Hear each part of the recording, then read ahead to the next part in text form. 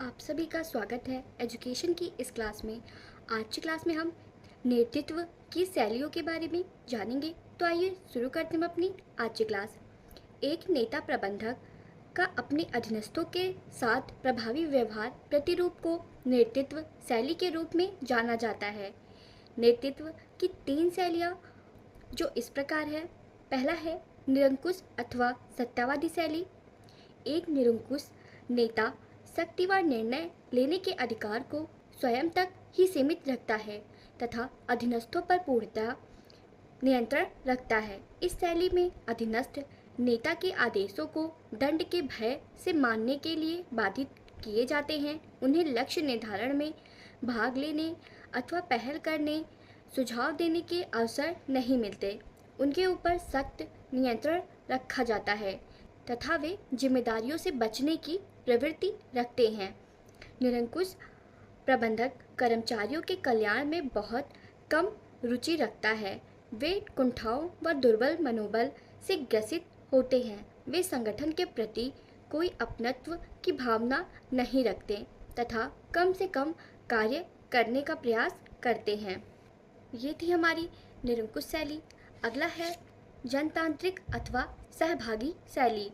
जनतांत्रिक शैली को सहभागी शैली भी कहा जाता है। इस शैली में निर्णय नेता द्वारा अधीनस्थों से विचार विमर्श से तथा निर्णय प्रक्रियाओं में उनकी भागीदारी से लिए जाते हैं।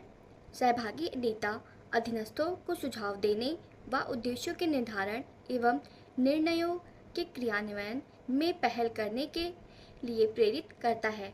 यह अधीनस्थों को अपनी सामाजिक अथवा अहम से संबंधित जरूरतों को पूर्ण करने के योग्य बनाता है, जिसके फलस्वरूप वे संगठनात्मक लक्ष्यों व उच्च उत्पादकता के प्रति स्वयं को लगा देते हैं। प्रबंधक एवं अधीनस्थों के आपस में मिलकर कार्य करने की क्रिया आस्था तथा विश्वास उत्पन्न करने में मदद करती है। अगली शैली है हस्तक्षेप अथवा स्वतंत्रात्मक शैली। नेतृत्व की स्वतंत्रात्मक शैली निरंकुशात्मक शैली से बिल्कुल विपरीत है।